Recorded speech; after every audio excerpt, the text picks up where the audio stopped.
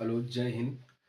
हम लोग आज फिर से क्लास 10th के साइंस में एक और अंशाल उठाए हैं और उसका फिजिक्स का हल करेंगे। 2024 का ये सेट है और पेपर का कोड है 824 का FL। कंटिन्यू हम आपको हाई स्कूल का 2025 का 2-3 सेट दिए, फिर 24 पर जुटे हैं। इसके बाद 23 और 22 तक जाने का प्लान है। आप सभी इस अंशाल को हल करते रहिए, वीडियो को देखते रहिए और जहां भी आपको कहीं कोई समस्या है उसे आप कमेंट बॉक्स में पूछ सकते हैं। चैनल पे थोड़ा सहयोग बनाए रहिए, क्योंकि जब आप एक लाइक या सब्सक्राइब या शेयर करते हैं तो उससे हम सबकी हौसला अफजाई होती है और हम सबको कार्य करने में और बढ़िया आनंद आता है, मज़ा आता है। और बाकी कोई इस काम का कुछ मिलता तो नहीं है, बस आप सबका प्यार है, मिल जाए वही बहुत बड़ी बात है। तो चलिए बिना समय गंवाए हम इस पेपर को हल करेंगे। क्वेश्चन आप देख पा रहे होंगे। पहला क्वेश्चन है, किसी वस्तु का आभासी एवं आकार में बड़ा प्रतिबिंब बनाने के लिए कौन से दर्पण का प्रयोग करना चाहिए। देखिए, दर्पण 3 होते हैं, समतल, उत्तल और अवतल। ये 3 तरह के दर्पण हैं और तीनों ही आभासी बनाते हैं। तीनों दर्पण आभासी चित्र बनाते हैं। ये भी आभासी बनाते हैं भाई साहब। उत्तल से भी आभासी प्रतिबिंब हमेशा ही बनता है और अवतल भी आभासी बना सकता है। लेकिन तीनों के आभासी में अंतर क्या है? एक बात और आप जान ले, जो प्रतिबिंब आभासी होगा वो सीधा अवश्य होगा। तो आभासी सीधा, आभासी सीधा, सभी सीधा है। अब फिर तीनों में अंतर क्या है कि अगर दर्पण समतल है तो वस्तु के समान आकार का प्रतिबिंब बनाएगा, और अगर उत्तल दर्पण है तो वस्तु से छोटा प्रतिबिंब हमेशा बनाएगा, और अगर दर्पण अवतल है तो हमेशा वस्तु से बड़ा प्रतिबिंब बनाएगा। तो हमें लगता है इस प्रश्न का उत्तर आप पा चुके होंगे। यहाँ पर आभासी के साथ बड़ा प्रतिबिंब बनाने को कहा गया है, तो फिर अवतल दर्पण बी पर जो है वो आपका करेक्ट आंसर है। ठीक है ना। नेक्स्ट क्वेश्चन है, किसी वस्तु का आभासी एवं आकार में बड़ा प्रतिबिंब बनाने के लिए कौन से लेंस का प्रयोग करना होगा। बस लेंस की जब बात आए, देखिए लेंस की जब बात आए तो हमेशा के लिए इसको एकदम एग्जैक्ट 100% सही मत मानिएगा, लेकिन अवतल दर्पण के गुण, ये क्या लिख दिया, अवतल दर्पण के गुण जो है वो लगभग उत्तल लेंस से समान है। उत्तल लेंस के गुण के समान। ये भी 6 जगह वस्तु का प्रतिबिंब बनाएगा, ये भी 6 जगह बनाएगा। ये वास्तविक और आभासी दोनों बना सकता है, ये भी वास्तविक आभासी बना सकता है। इसका जो आभासी होगा वो वस्तु से बड़ा होगा, इसका भी जो आभासी होगा वो वस्तु से बड़ा होगा। तो लगभग गुण समान ही है सभी गुण। और जो उत्तल दर्पण है, जो उत्तल दर्पण है उसके गुण लगभग लगभग अवतल लेंस के समान है। बस खाली फोकस दूरी के चिन्ह की बात ना की जाए तो लगभग गुण समान ही हो जाते हैं। तो फिर प्रश्न है, किसी वस्तु का आभासी एवं आकार में बड़ा प्रतिबिंब बनाने के लिए कौन सा लेंस। आभासी एवं आकार में बड़ा प्रतिबिंब अगर बनाना होगा तो दर्पण में अवतल और लेंस में हम उत्तल लेंस लेंगे। यही सही है। देख रहे होंगे विकल्प में आपको ए वाला मिल जाएगा, तो ए वाला विकल्प एकदम सही है। अगले प्रश्न की ओर चलेंगे। आकाश के नीले रंग दिखने का सही कारण। आकाश का रंग नीला दिखने का सीधा कारण प्रकीर्णन। बिना कुछ सोचे समझे प्रकीर्णन के साथ जाइए, प्रकीर्णन के साथ जाइए। और ये प्रकीर्णन सी वाले विकल्प पर है, तो सी वाला विकल्प एकदम सही है। चौथा, प्रकाश की चाल अधिकतम होती है। प्रकाश की चाल अधिकतम उसमें होगी जिसका अपवर्तनांक सबसे कम होगा। तो 4 माध्यम दिए हैं, हम इसमें देखेंगे कि सबसे विरल कौन है।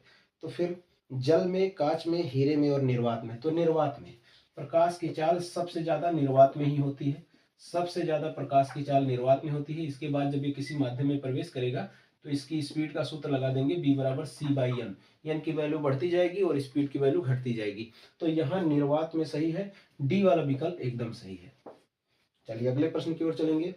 यदि 3 विभिन्न मानों के प्रतिरोधों को श्रेणी क्रम में जोड़ा जाए तो उन सभी में निश्चित रूप से एक ही मान होगा। देखिए, अगर हम प्रतिरोधों को श्रेणी क्रम में जोड़ेंगे तो एक बार हम थोड़ा सा बोर्ड को मिटा देंगे।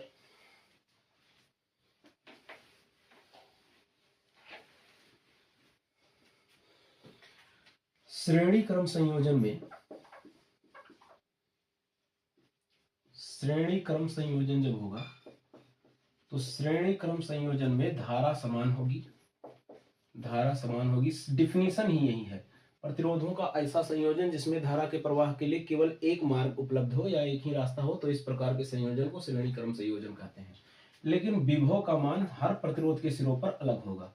विभवांतर प्रत्येक प्रतिरोध के सिरों पर, प्रत्येक प्रतिरोध के सिरों पर,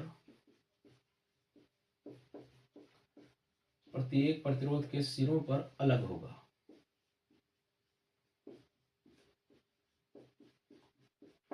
अब हम समांतर क्रम संयोजन को अगर देखें, समांतर क्रम संयोजन, तो समांतर क्रम संयोजन में जिसमें धारा के लिए एक से अधिक मार्ग उपलब्ध हो वो समांतर क्रम संयोजन है।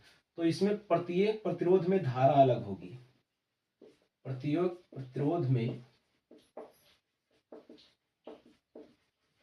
धारा अलग होगी, लेकिन प्रत्येक प्रतिरोध के सिरों पर, प्रत्येक प्रतिरोध के सिरों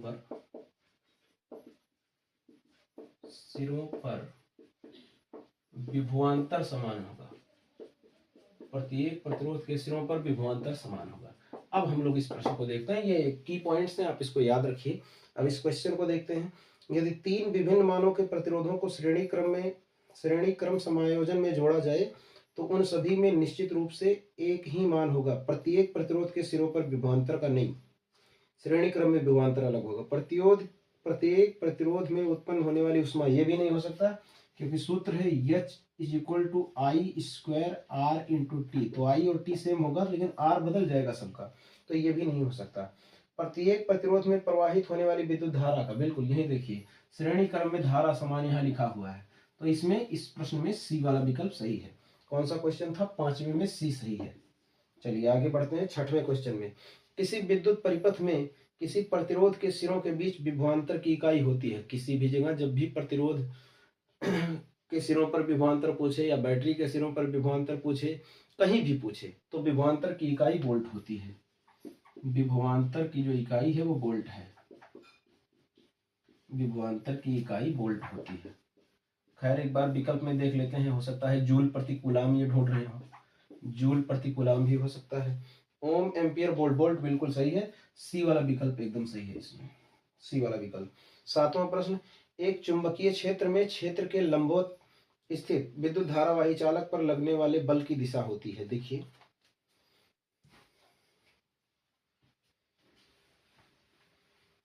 चुंबकीय क्षेत्र में अगर हम एक कोई चालक रख दें, चुंबकीय क्षेत्र में कोई चालक रख दें जिसमें धारा प्रवाहित हो रही हो, तो उस पर लगने वाला बल होता है F = I/L/B sin θ। ये सूत्र है। खैर हम इस प्रश्न को देख रहे हैं, क्या है। एक चुंबकीय क्षेत्र में क्षेत्र के लंबवत स्थित विद्युत धारावाही चालक पर लगने वाले बल की दिशा चुंबकीय क्षेत्र की दिशा के समांतर नहीं। अच्छा, चुंबक चालक में प्रवाहित होने वाली विद्युत धारा की दिशा के समांतर नहीं, इन दोनों के लंबवत, बिल्कुल यही सही है। आपको हमने पढ़ाया था फ्लेमिंग के बाएं हाथ का नियम।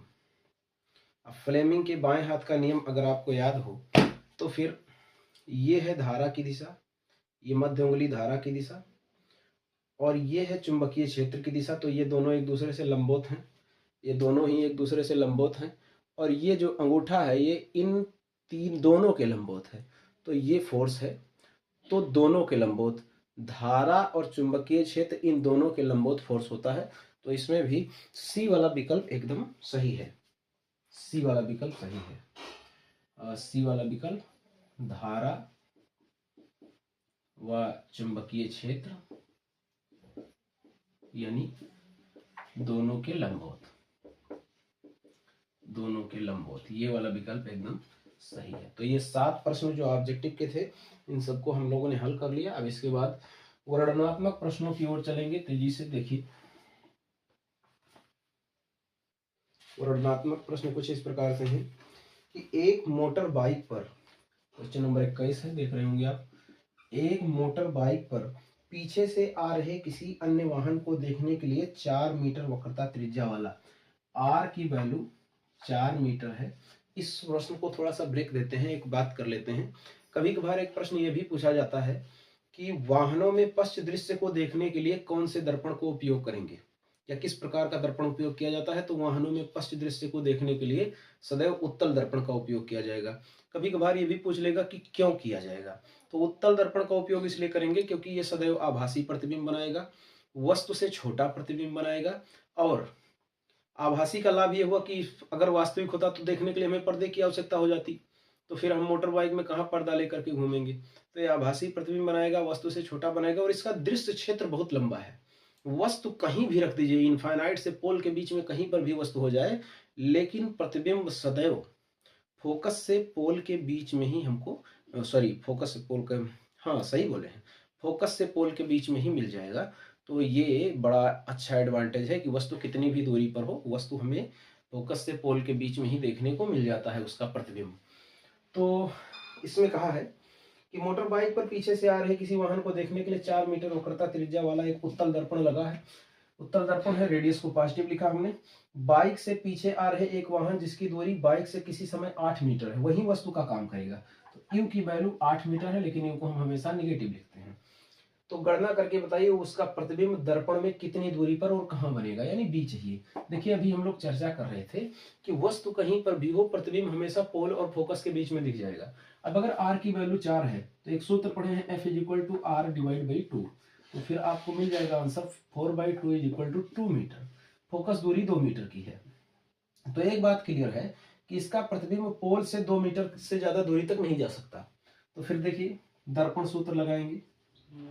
दर्पण सूत्र से 1/f = 1/b + 1/u, पक्षांतर करेंगे 1/b हो जाएगा 1/f - 1/u। ये u इधर आया, वैल्यू रखते हैं 1/b = 1/f की वैल्यू 2 है, और माइनस 1/u की वैल्यू माइनस में 8 है, तो माइनस माइनस प्लस हो गया 1/8। एलसीएम हमारा 8, 2 चौके 8, और 8 है कन्ने 8, बीच का चिन्ह प्लस है, तो फिर उत्तर हो गया 5/8। ये 1/b की वैल्यू है, तो v की वैल्यू हो जाएगी 8/5, या v = भाग करेंगे तो 1.6 मीटर। देखिए अभी यही कह रहे थे कि पोल से फोकस के बीच में ही मिल जाएगा, यानी 0 से 2 मीटर के बीच में मिल जाएगा। 1.6 आप देखिए 0 से 2 के बीच में ही है। तो फिर आगे इसमें प्रश्न में और भी कुछ, उसका प्रतिबिंब दर्पण में कितनी दूरी पर बनेगा।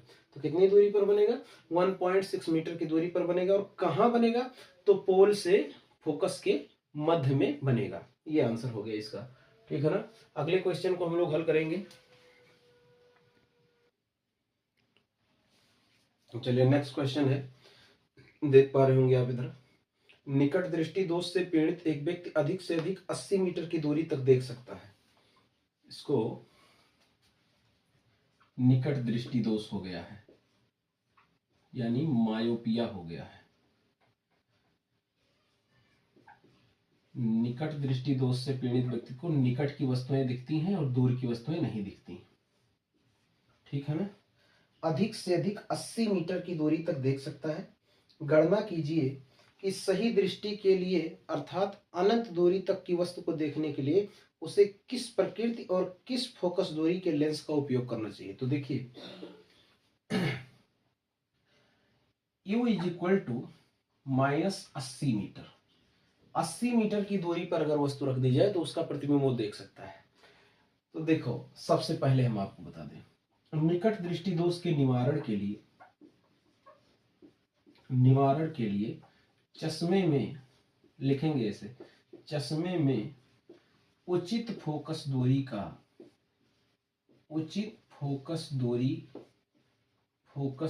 का अवतल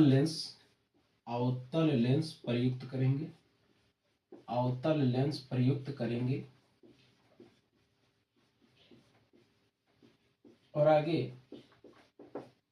एक और बात, अगर ये कह दे कि इतनी दूरी पर दिख रहा है, कितनी फोकस दूरी का लगा दें कि अनंत तक एकदम एग्जैक्ट देख सके, समझ रहे हैं। तो फिर इसके लिए ट्रिक है कि अगर अनंत तक देखना है तो फिर जितनी दूर देख सकता है उतनी ही फोकस दूरी वाला लेंस लगा दीजिए। तो -80 मीटर फोकस दूरी का अवतल लेंस लगा दीजिए। अब अगर आप सॉल्व करके लेकर के आना चाहते हैं तो फिर वो भी आ जाएगा, बहुत इजीली आ जाएगा। देख लीजिए, पहले ये चश्मे में उचित फोकस दूरी का अवतल लेंस प्रयुक्त करेंगे। और अगर प्रकृति पूछी जाए तो प्रकृति अवतल लेंस की होती है अपसारी। अब अगर हमसे ये कह दिया कि इसको कैलकुलेट करके लाना, जैसे इस प्रश्न को हम देख रहे हैं, ये 4 नंबर में पूछा गया, तो इसे ट्रिक से आंसर लिखने से तो फिर सही नहीं माना जाएगा, फिर इसको कैलकुलेट करके लाना है। तो फिर ये जो हम u = 80 लिख रहे हैं, मतलब 80 सेंटीमीटर की दूरी पर अगर वस्तु रखी रहती तो उसको एग्जैक्ट दिखाई देता, बढ़िया से दिखता। तो अब हम चश्मा लगा रहे हैं, चश्मा आंख के भीतर तो कुछ नहीं करता, भले ये समझा दिया जाता है आपको क्लास में कि जो प्रकाश की किरणें रेटिना के पहले कन्वर्ज हो रही थी उनको डाइवर्ज करके रेटिना तक पहुंचा देता है, ऐसा कुछ नहीं है। बेसिक सी बात हम आपको समझा देते हैं, समझ लीजिए। ये कोई एक आंख है, एक आंख है, और ये 80 सेंटीमीटर की दूरी पर अगर वस्तु रखी जाए, वस्तु 80 मीटर की दूरी पर रखी जाए तो ये बहुत अच्छे से देख लेती है। तो फिर जो चश्मे का लेंस होता है वो क्या काम करता है, वो काम ये करता है, जैसे हमने चश्मे में अवतल लेंस लगा दिया, अब वस्तु 120 मीटर की दूरी पर है, ये व्यक्ति नहीं देख पाएगा। कारण क्या है, क्योंकि ये 80 वाला ही देख सकता है, तो 120 वाला तो कैसे देखेगा। तो इस लेंस का काम ये होता है कि जो वस्तु 120 मीटर की दूरी पर है उसका ये एक आभासी सीधा प्रतिबिंब 80 मीटर की दूरी पर बना दे। वस्तु 120 मीटर की दूरी पर चली गई तो फिर ये क्या करे कि उसका एक आभासी प्रतिबिंब 80 मीटर की दूरी पर बना दे। वो 80 पे तो अखिया देख ही लेगा, 80 पे आंख देख ले जाएगा। तो फिर ये प्रोसेस होता है, मेन काम ये है। तो फिर यहाँ हम जो लेंस लगाएंगे उस लेंस के लिए v की वैल्यू आप 80 रख दीजिए, -80, क्योंकि ये इसके इधर है आगे की ओर। और वस्तु इस प्रश्न में कहा गया है कि अनंत तक देखे, तो वस्तु को अनंत पे ले जाके रख दीजिए। प्रश्न आप पढ़ लीजिए नीचे। तो ये u की वैल्यू हम रख देंगे इनफाइनाइट। बस अब लेंस सूत्र लगा देना है, बहुत सरल है। लेंस सूत्र लगा देंगे। लेंस सूत्र क्या करता है, एक इक्वेशन बना देता है u, v और f के पदों में। तो 1/f = 1/b - 1/u। तो 1/f f ही निकालना है, v की वैल्यू माइनस में 80 सेंटीमीटर और -1/∞। 1/∞ बिकम्स 0। इनफाइनाइट से किसी भी नॉन नंबर में ज्ञात संख्या में भाग करेंगे तो फिर वो 0 होगा, और इनफाइनाइट में ही भाग कर देंगे तो पता नहीं क्या होगा, फिर वो अपरिभाषित नंबर हो जाएगा। तो अगर आप इसे देख पा रहे हैं तो 1/∞ की वैल्यू 0, तो 1/f = माइनस का 1/80 और फिर -0, और फिर वो कुछ नहीं, तो फिर हम इसको लिखते ही नहीं है। तो फिर f की वैल्यू हो गई -80 मीटर, -80 मीटर। अब ये अवतल दर्पण है तो फिर ऐसे लिख सकते हैं 80 मीटर फोकस दूरी का अवतल लेंस उपयुक्त होगा या उपयोग करना चाहिए। इस बात को समझिए ध्यान से, जो अभी हम कहें। पता नहीं दिख रहा है कि नहीं दिख रहा है पीछे, नहीं दिख रहा था, एक सेकंड रुक जाइए, हम दिखा देते हैं भाई, उधर भी दिख जाएगा, अब दिख रहा होगा। तो ये बात को समझिए, क्लास में हम ही पढ़ाते हैं तो हम ही कह देते हैं कि दूरदृष्टि दोष से पीड़ित व्यक्ति में होता क्या है कि प्रकाश की किरणें रेटिना के पहले फोकसित हो जाती हैं, एकदम सही है।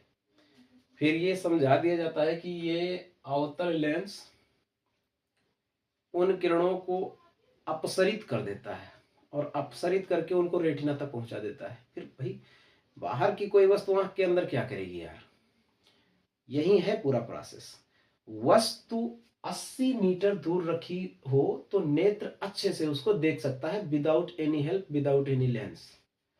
तो हमारे सामने हमने उदाहरण में कह दिया 120 सेंटीमीटर पर रख दिया, 120 मीटर पर रख दिया, 200 मीटर पे रख दिया, 300 मीटर पे रख दिया, तो फिर आंख तो 80 मीटर दूर पे ही देख पाएगी ना। तो फिर करिए क्या, एक ऐसा लेंस लाइए जो आंख के सामने 80 मीटर पे ही उसका चित्र बना दे वस्तु का। फिर वो जो चित्र बनेगा वही चित्र आंख के लिए वस्तु का काम करेगा और आंख वहां देख ले जाएगी आराम से। तो ये प्रश्न था, देख लीजिए एक बार। और बाकी अगर ये 1 नंबर का सवाल होता तो फिर यही तरीका आगे, अगर कुछ पूछ ले कि ऐसा क्या करने की अनंत तक देख सके, तो जितनी दूरी पे वो बढ़िया देख सकता है उतनी फोकस दूरी का लेंस लगा दीजिए। ये ट्रिक है। अगर ये ऑब्जेक्टिव प्रश्न में पूछा जाए तो आप इसको यूज कर सकते हैं। चलिए अगले प्रश्न पे जाते हैं, इस पे ज्यादा समय लग गया, समझाना था, खैर समझ में आपको आना चाहिए। अगला प्रश्न देख लेते हैं भाई साहब। अगला प्रश्न है कि फ्लेमिंग के बाएं हाथ का नियम क्या है। हमें लगता है कि चौथा पांचवा सेट है। फ्लेमिंग के बाएं हाथ का नियम, फ्लेमिंग के बाएं हाथ का नियम ये। अब इसको हम यहाँ कुछ नहीं लिखेंगे। जिस चैनल पे आप ये वीडियो देख रहे हैं इसको भी यहाँ रोकिए और जहाँ ऐसा इजी फिजिक्सिया लिखा है उस पर क्लिक करिए, शार्ट वाले कॉलम में जाइए, वहाँ पर फ्लेमिंग लेफ्ट हैंड रूल का पूरा एक बढ़िया डिस्क्रिप्टिव वीडियो 1 मिनट का है, 1 ही मिनट में आपको समझ में आ जाएगा, ये हमारी जिम्मेदारी है। तो उसको देख लीजिए। फ्लेमिंग के बाएं हाथ का नियम बढ़िया से उसका तोड़ मरोड़ के रख दिया। अभी हम पढ़ा रहे थे, हमारे घर पे लोग कह रहे हैं कि फ्लेमिंग के बाएं हाथ का नियम इतनी बार कहा जा चुका है कि हम सबको याद हो गया है। तो है भी वैसे बहुत सरल तरीके से हमने उसमें एक्सप्लेन कर दिया है। तो उसको देख लीजिएगा, 4 नंबर में पूछा गया है। उसमें आगे लिखा है, चुंबकीय क्षेत्र में रखे विद्युत धारावाही चालक पर लगने वाला बल किन किन कारकों पर निर्भर करता है। तो ये बता देते हैं। चुंबकीय क्षेत्र में रखा जो है कोई धारावाही चालक पर लगने वाला बल किन कारकों पर निर्भर करता है। तो F proportional to I, F proportional to L और F प्रोपोर्शनल टू B। ठीक है ना, ये 3 बातें आपको याद रखनी है और स्टेटमेंट सहित लिखना है। ऐसे लिखेंगे, चुंबकीय क्षेत्र में रखे धारावाही चालक पर बल चालक में प्रवाहित धारा के समानुपाती होता है, चालक की लंबाई के समानुपाती होता है और चुंबकीय क्षेत्र की तीव्रता के समानुपाती होता है। F proportional to I, F proportional to L, F proportional to B।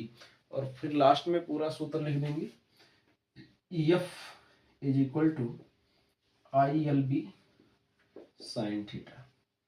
तो ये हो गया थ्योरेटिकल प्रश्न था जो हमने अभी बोला है इसकी स्टेटमेंट को। तो आप वीडियो को एक बार रोक रोक के पूरा लिख लीजिएगा, अभ्यास करते रहिए। अगला प्रश्न पे हम चलेंगे। घरेलू विद्युत परिपथ की व्यवस्था को चित्र बनाकर स्पष्ट रूप से समझाइए। थ्योरेटिकल प्रश्न है, चित्र हम एडिटिंग में लगा देंगे। 3 तरह के वायर होते हैं, एक फेज वायर जिसको हम विद्युन्मय तार कहते हैं, उसको हम लाइव वायर भी कहते हैं, उसको जिंदा तार भी कहते हैं, उसको रेड वायर भी कहते हैं, इतने नाम है। और उसमें लिख देंगे हेडिंग बनाकर, आप हेडिंग बनाइए फेज वायर या लाइव वायर या विद्युन्मय तार या जिंदा तार या रेड वायर। इसमें लिखिए कि घरेलू विद्युत परिपथ में विद्युत धारा का प्रवाह विद्युन्मय तार की सहायता से ही होता है, इस पर लाल रंग का आवरण चढ़ा होता है। दूसरा तार है, दूसरा पॉइंट करके लिख देंगे न्यूट्रल वायर या हिंदी में लिख दीजिए उदासीन तार या हिंदी में लिख दीजिए ब्लैक वायर। आप लिखिए कि विद्युन्मय तार की सहायता से परिपथ में धारा का प्रवाह तभी हो सकता है जब परिपथ पूर्ण हो रहा हो। तो परिपथ पूर्ण तभी होगा जब परिपथ को पूर्ण करने के लिए कोई एक दूसरा वायर लगाया जाए। तो विद्युन्मय तार से बने परिपथ को पूर्ण करने के लिए जो उदासीन तार लगाया जाता है उस पे ब्लैक रंग यानी काले रंग का आवरण चढ़ा होता है, इसलिए इसको हम उदासीन तार कहते हैं, ब्लैक वायर भी कहते हैं। और तीसरा एक वायर होता है जिसको हम ग्रीन वायर नाम से भी कह देते हैं या भू संपर्क तार कह देते हैं या अर्थ वायर कह देते हैं। तो तीनों से जो व्यवस्था बनती है एडिटिंग में, हमें लगता है कि आप चित्र को देख पा रहे होंगे, हम पूरी तरह से ढक गए होंगे। देख लीजिए आराम से। चलिए हटा दिए। अथवा में इसके एक न्यूमेरिकल दिया हुआ है, इसके अथवा में एक न्यूमेरिकल दिया है, हम चित्र यहां बना लेते हैं।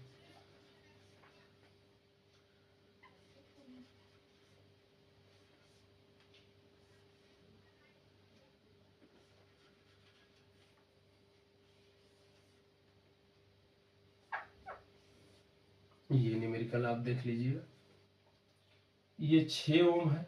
ओम का सिंबल थोड़ा प्रिंटिंग मिस्टेक है, वो ओम ही है। और ये 0.8 ओम है। ये 12 वोल्ट की बैटरी है, ये प्लस टर्मिनल, ये माइनस टर्मिनल। सीधा सा सवाल है, कुल प्रतिरोध ज्ञात कीजिए। कुल प्रतिरोध कभी कभार ये तुल्य प्रतिरोध कह देगा, तो बहुत सरल है, हम लिख देते हैं 6 ओम और 2 ओम ये समांतर क्रम में जुड़े हैं। 6 ओम व 2 ओम के प्रतिरोध, 6 ओम व 2 ओम के प्रतिरोध समांतर क्रम में जुड़े हैं, समांतर क्रम में जुड़े हैं।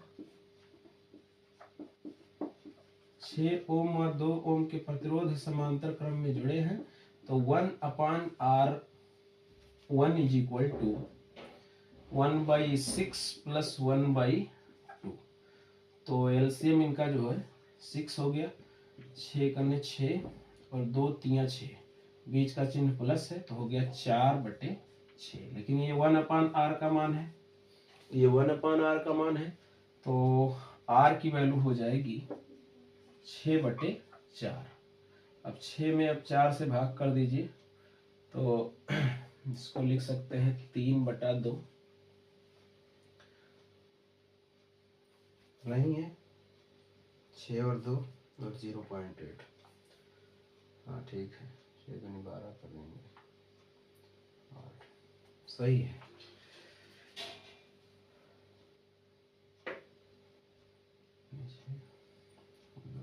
ठीक है, 1.5 ओम हो जाएगा। देखिए 1.5 ओम हो गया, 1.5 ओम। अब ये दोनों जोड़ करके 1.5 ओम हो गया, तो फिर ये इसके साथ श्रेणी में हो गया, तो 1.5 ओम R1 हमने इसको कहा है, वह उसको R2 कह देते हैं। R2 इज इक्वल टू 0.8 ओम श्रेणी क्रम में जुड़े हैं, श्रेणी क्रम में जुड़े हैं। अब अगर श्रेणी क्रम में जुड़े हैं तो फिर सूत्र लगा देंगे, R is equal to R1 plus R2। Value दिख रहा है, R1 की वैल्यू 1.5 ओम और फिर 0.8 ओम, तो आंसर हो गया 2.3 ओम। पहले हमें लगा कि हम कहीं कुछ गलत कर रहे हैं, क्योंकि जितने भी प्रश्न आते हैं सब में ऐसा दशमलव में तुल्य प्रतिरोध नहीं आता है। हमको ऐसा सवाल मिल गया दशमलव में आ रहा है, ठीक है, आंसर सही है, तरीका सही है तो आंसर सही है। आंसर ना मैच करे तो फिर आंसर की में जो दिया है वो गलत है। सेल से प्रवाहित धारा, दूसरा सेल से प्रवाहित धारा चाहिए, तो धारा I is equal to V divide by R, V 12 volt है और डिवाइड बाई R का मान 2.3 है। भाई साहब भाग कर लीजिए आप, 5 बार नहीं जाएगा, 2 पंचे 10 और 3 पंचे 15, ठीक है, 5 बार गया तो ये हो गया 11.5, ठीक है, तो 5 दशमलव समथिंग एम्पियर आएगा। आप डिवाइड करके लिख लीजिएगा, 5 पॉइंट समथिंग हम खुद भाग कर देते हैं।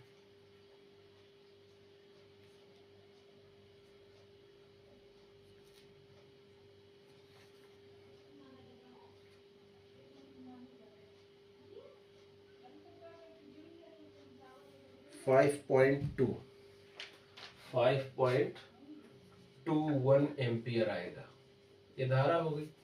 और आप प्रश्न देख रहे होंगे क्या करना है, 0.8 ओम के सिरों पर विभवांतर, तीसरा 0.8 ओम के सिरों पर विभवांतर, तो B बराबर सूत्र लगा देंगे I गुणे R। अब यहाँ पर धारा यहाँ से जो निकली है, अब यहाँ ये दोनों जुड़ करके हो चुके हैं 1.5, तो ये 1.5 में भी इतनी धारा जाएगी, 0.8 में भी इतनी ही धारा जाएगी, समझ रहे, इतनी धारा जाएगी।